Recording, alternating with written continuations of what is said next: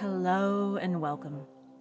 Welcome to Everything is Energy, and welcome to the Scorpio full moon, which is exact on May 12th, 2025 at 9:55 a.m. Pacific time.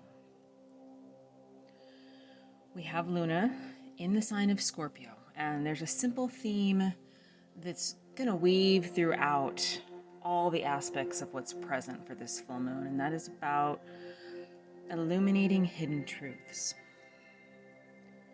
Scorpio is fixed feminine water ruled by Pluto, and you'll come to see that Pluto is a major player in this full moon.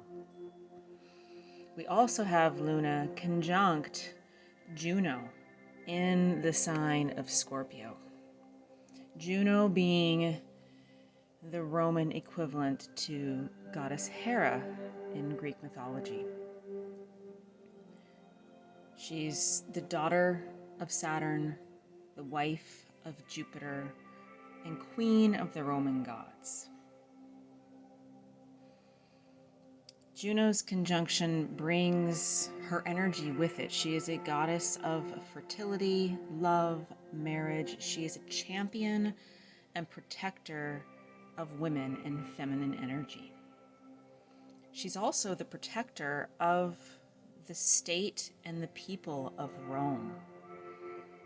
And I would offer that just as Hera is the protector of Greece, that this energy transcends physical localities as we know them. This is a protector of the state and the people, wherever you're at.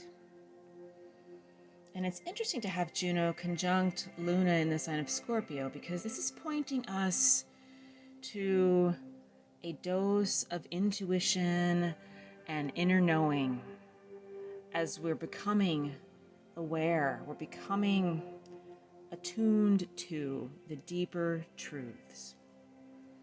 Truths buried beneath the surface.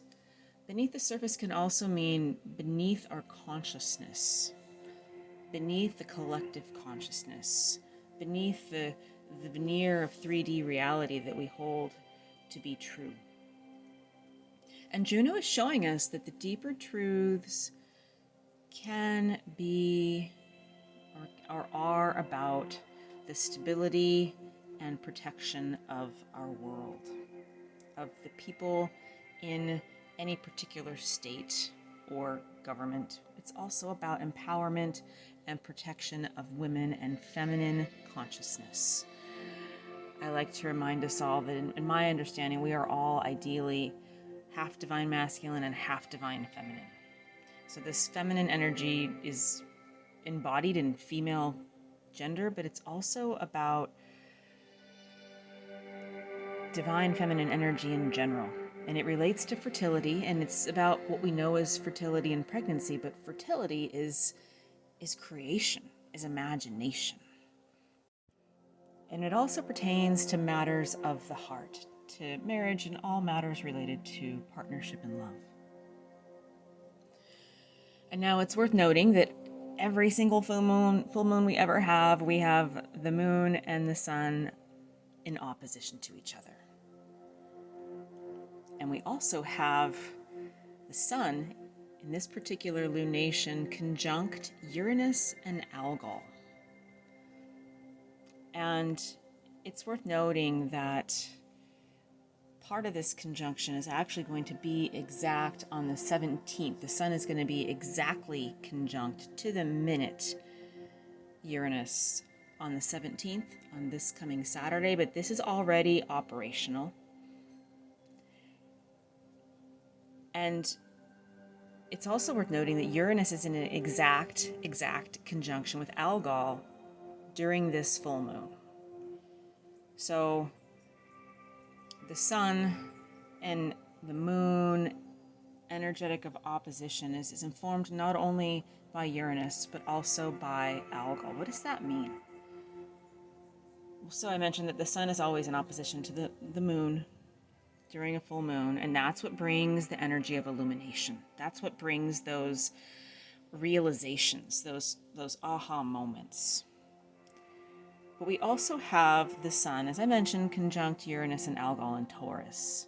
And this means that we can expect a revolution of truth seeking and truth knowing for the purposes of stability, feeling good, enjoying the sweet simplicities of life. And I want to spend a little time on Algol here because her energy is so powerful and profound. She is, in my understanding, the blinking third eye of Medusa in the constellation Perseus. Let's first just kind of get a background of Algol and Medusa by looking at the astronomy. So, the constellation of Perseus, we first see it written down by Ptolemy. Ptolemy is a Greek astronomer.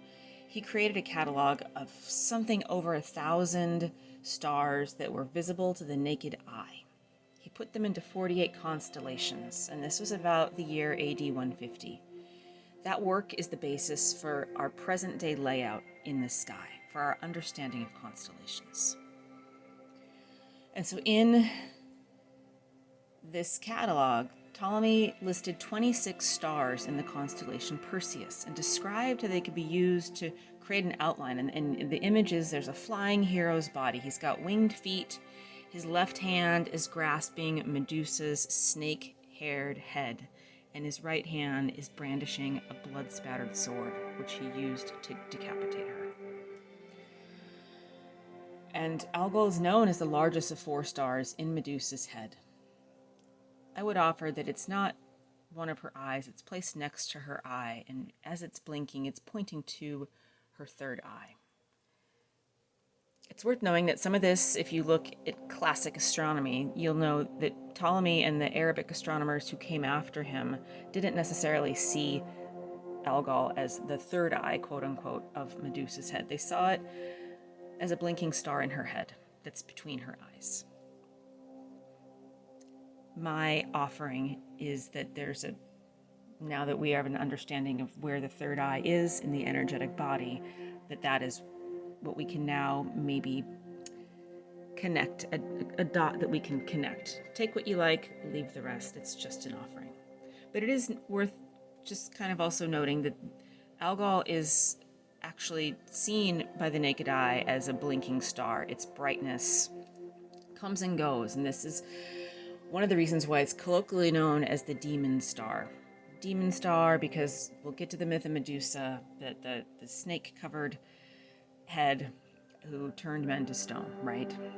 But Algol is actually a multiple star constellation. And it's a 3-star system. And of these 3 stars, there's one that's hot and luminous, but there's other 2 that are cooler and fainter. And the cooler and fainter regularly pass in front of each other, causing an eclipse, which is what actually causes the star to blink in the night sky. So let's get to the mythology now of Medusa. And as the myth goes, Medusa's raped by Poseidon in Athena's temple. And Athena turns her hair to snakes. The way that we often modernly read that myth is that Athena hated Medusa. I want to invite you to put that on the back burner for a second and just take a look at this secondary offering and see if it has any resonance for you. I would offer that she turns her hair to snakes to protect her because she was raped. And she ends up with this snake-covered hair being able to turn men to stone. And I would offer that part of this is that when people look into her eyes, she sees truth. And if what they're saying is not true, then the karma about that is instant. So this whole turning to stone thing was causing a ruckus, and men were afraid to look at Medusa in the eye. So a king sent Perseus to kill Medusa. And in this myth, Perseus has his winged boots, he has his reflective shield, and he beheads her, and he then uses her head to turn all his enemies to stone. And as the myth goes, he then gives Medusa's head to Athena. And she uses Medusa's head, she places the head on her shield, and she uses it for justice and for protection in battle. So if that's the story, I would like to offer the potential lens that what if Medusa and Athena weren't enemies? What if this was all part of a larger, bigger picture rebalancing harmonization? What if that was how it was planned and that everything worked out as it was supposed to? This adds to the revolutionary energy of Uranus. Uranus is reminding us that we are the change, that we are the creators, and that there's nothing outside of us that we need. Uranus is reminding us instead to embrace the power of our consciousness. And if we look to the conjunction of the Sun and Uranus on the 17th, on the Saturday after this eclipse, we can see that this current conjunction during this full moon, the conjunction of Uranus and Algol, is setting us up for the 17th when Uranus has its annual conjunction to the Sun. And that is about our need to express our personal truth. I spend more time in that about that aspect in my weekly forecast. I'll put a link in the notes if you want to check it out. And finally, it's worth noting that Uranus is still also loosely conjunct Sedna. That is a theme that we're starting to feel in the background that's actually going to be really super duper present in the fall. And that theme is a theme of rebirth. It's a theme of taking what is present and creating from it, creating from the clay of now, making lemonade out of lemons, staying present, staying in our power. I will have more to say on that as that aspect gets tighter and gets more present in our lives. But we also have Pluto loosely opposition to Mars. And this energy has been operational for a while. It's still challenging us to raise our vibration, to raise our energetic standards, and to be and embody the person that we're here to be. And I mentioned Pluto is very active during this full moon because it's the ruler of Scorpio, but it's also squaring Mercury. And when we remember that Scorpio is ruled by Pluto, we can see and know that Pluto is operational and is active in the conjunction, or the opposition, of the Sun and Algol to Luna herself. Pluto being in the early signs of Aquarius.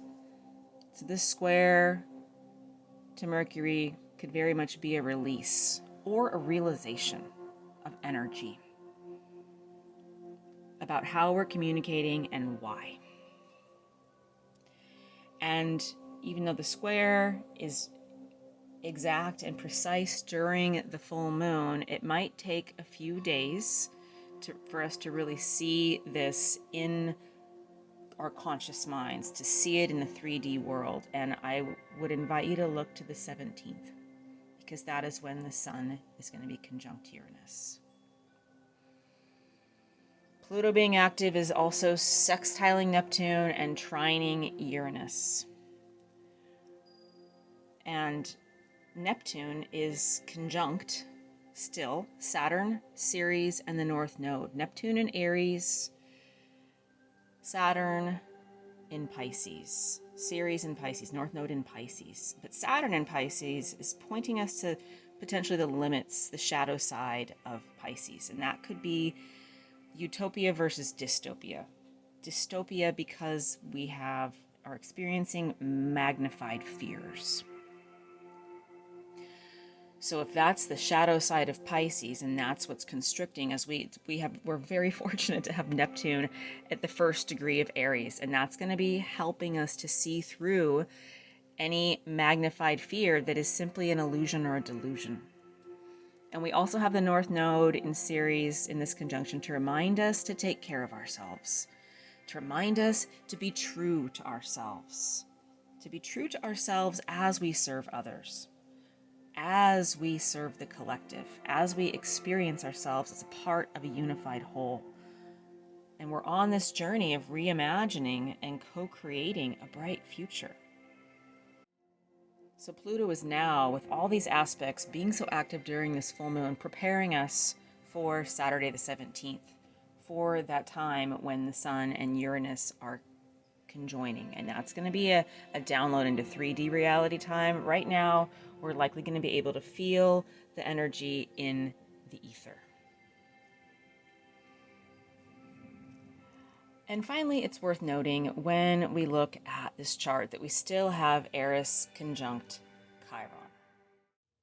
I will link a video that I did talking about this conjunction and why it's so perfect for the times that we live in. But this conjunction is reminding us to be willing to work with the challenges, to be willing to work with the difficulties, the sore spots that are present in our lives.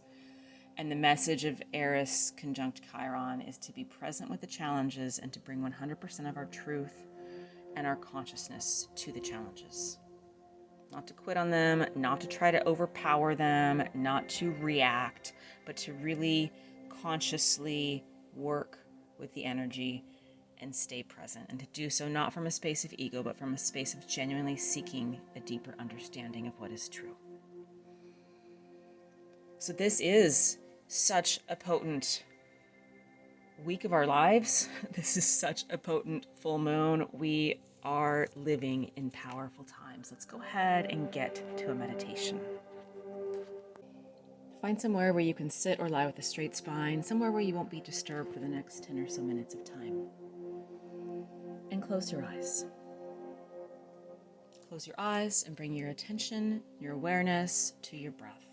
Breathe in through your nose and feel that breath. Feel everything about that breath. Feel the air as it enters into your nostrils, as it travels down the back of your throat, as it causes your rib cage to rise and expand. And as you exhale through your mouth, feel everything about that. Feel the contraction of your ribs. Feel the air enter or exit through your mouth. Feel the release. Breathing in again. See if you can bring all of your consciousness to simply experiencing your breath, taking in air on the inhale, taking in energy on the inhale, sending out air and energy on the exhale. Breathing in through your nose and releasing through your mouth.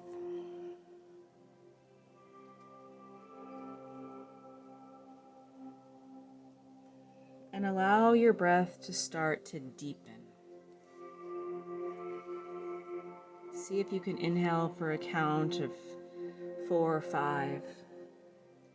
And as you exhale, let the exhale be just a little bit longer than the inhale. Let your exhale be a count of 5 or 6. A few more breaths just like that. That slightly longer exhale tells the thinking mind that it's okay to go into relax mode.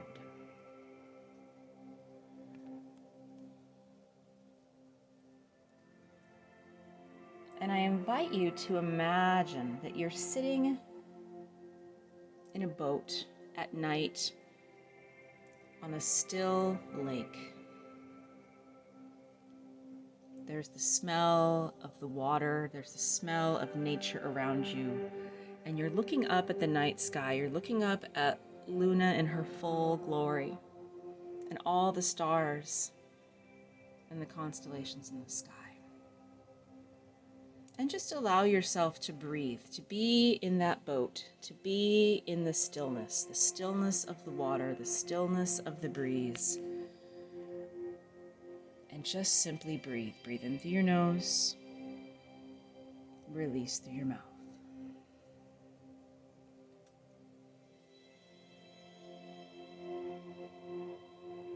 And start to feel the peace and the presence of your consciousness.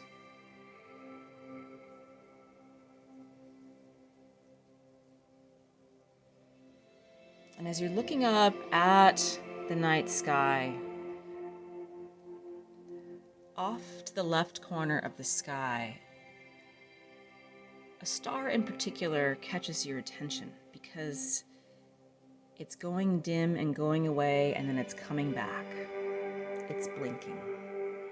And so you turn to look at the star, realizing that this is Algol. This is the energy and the consciousness in the third eye of goddess Medusa. And as you look and connect your third eye to that star, knowing that that star is actually 3 stars that are eclipsing each other, take just on the surface the message of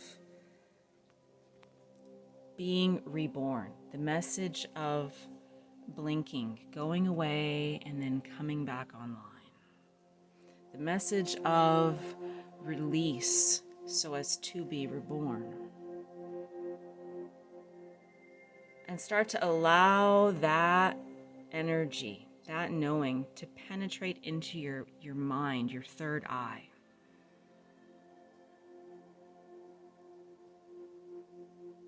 The sense of being able to trust the unseen, being able to trust your own energetic knowing, your own intuition. And it's as if, as you're connecting to the energy and the consciousness of the third eye of Medusa, you can see an entirely different perspective.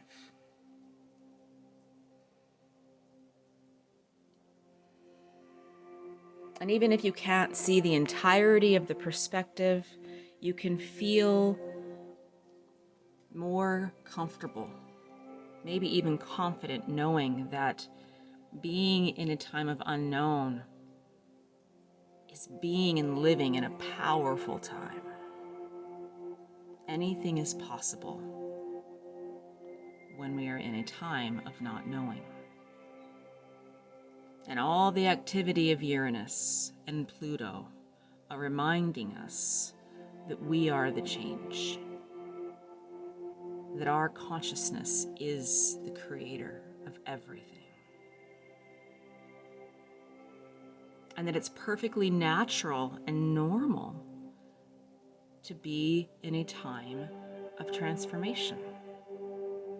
It might feel unsettling to our 3D selves, to those aspects of ourselves and our world that are so beholden to the physical. And it's a time for us to remember to rely on the energetic, to rely on the pure potential of ourselves as powerful creators. And we have Medusa here with us, along with Pluto, along with Uranus, reminding us that everything is always held in balance. Everything is always karmically working itself out. And even in those times where it may feel otherwise, it's an invitation for us to entertain a larger perspective,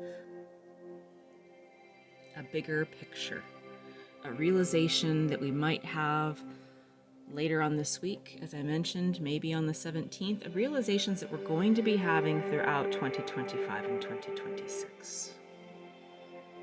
So now as you're sitting in this boat on this still water, looking up at the third eye of Medusa, connecting with your third eye, receive, receive, receive the peace and the presence of the stillness that is always within you, of the consciousness that is always your consciousness and is always creating your world.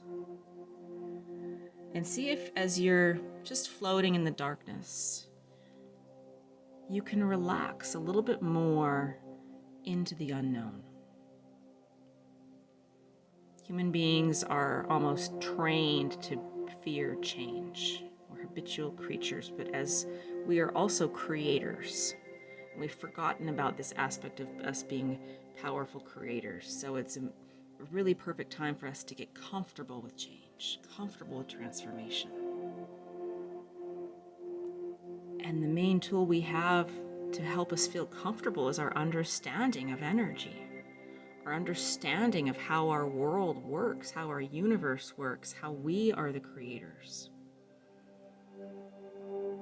And now, as you're connecting your third eye to Medusa, see if you can feel your heart open. And let your heart, the energy from your heart, flow up to your third eye, and send that as well to the third eye of Algol, the third eye of Medusa. This willingness to trust, this willingness to choose to be in a state of love and peace, and knowing that all is well. All is unfolding. That there are bigger forces afoot than we can likely yet comprehend.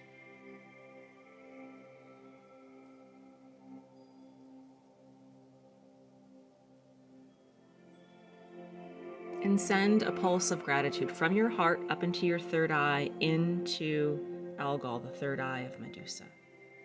Thank you for this download. Thank you for this remembering. It's a truth that we have known in the past, but for thousands and thousands of years, as humanity has descended into darkness with the Yuga cycles, I can talk about that later, we're just coming back online. We're just remembering who we are and why we're here. And we have this blinking third eye, oh so active during this full moon, during this generationally never seen before transformative period of time, from the end of 2024 into 2025 and 2026. We are in the middle. We are the change. We are in the process of transformation. And see if you can just feel within you the peace, the presence, the knowing that everything is always held in balance. Everything is always working out. And that oftentimes those things that don't flow as we think they should, as we expect them to, that is because the universe, which is always listening to us, has bigger plans. Has bigger plans and more efficient ways to support us in being the creators and the co-creators. And it's up to us to continue to trust ourselves and our world and the universe, and to rely, to cultivate a relationship with our intuition, cultivate a relationship with our energetic knowing, with our third eye. That is how we are able to see and feel and know truth, our own truth, and to be able to see what is true for us in our world.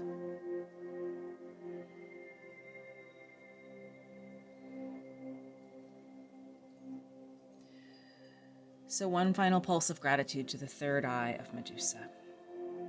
And then bring your gaze, as you're floating in this boat, to the beautiful illuminated moon, reflecting on the still water and all the stars that are dancing and lit up behind her. And just take all of that in and begin to consider that maybe it's not us tiny humans gazing out into a black sky that is just a no man's land. Maybe it's that every single one of those points of light is looking at us, is shining to connect with us, wants us to see it, to connect. And that maybe we are being watched and held and supported by thousands and thousands and thousands of points of light in the cosmos. That maybe this transformation that we're going through isn't even necessarily for us to figure out how to do the heavy lifting in the 3D world. Maybe it's really for us to be here and to be a part of a transformation that is taking place beyond linear space and time.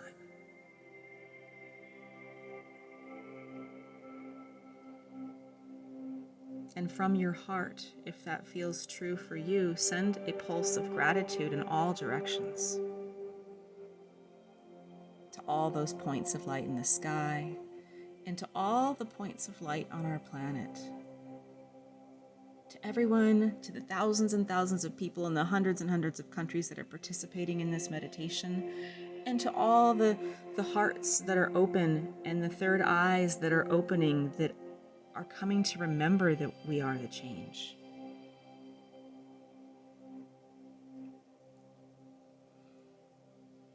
May you have a blessed and beautiful full moon. And may you have a blessed and beautiful rest of this lunar cycle. I'm super grateful for you. Bright blessings and so much love. And I'll put all the links that I mentioned in the notes for my podcast. If you haven't yet had the chance to sign up for my email list, I do Sunday live gatherings and I do Tuesday and Saturday semi-live readings and astrology readings and meditations. I'd love for you to join me. Thanks so much. Happy full moon.